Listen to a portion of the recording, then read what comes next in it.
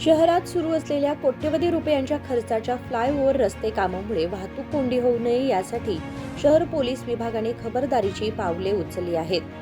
शहर पोलीस आयुक्त भूषण बोरसे यांच्या नेतृत्वाखाली कोल्हापूर सर्कल येथे पार्किंग व्यवस्थेची पाहणी करण्यात आली.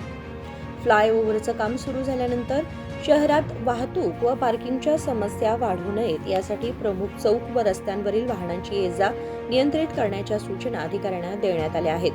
तसेच मुख्य रस्त्यांवर मनमानी पद्धतीने वाहन पार्किंग करण्यास कठोरपणे बंदी घालण्याचे निर्देश वाहतूक पोलिसांना देण्यात आले आहेत.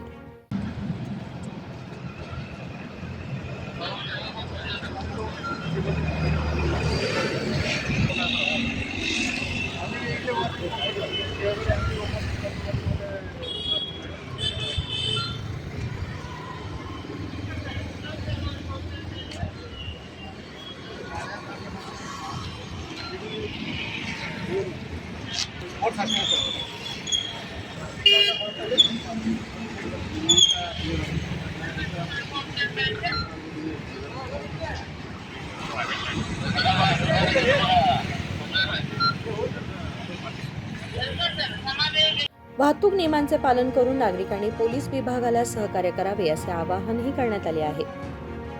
कृष्णा कांबळे, KMM मराठी, बेळगाव.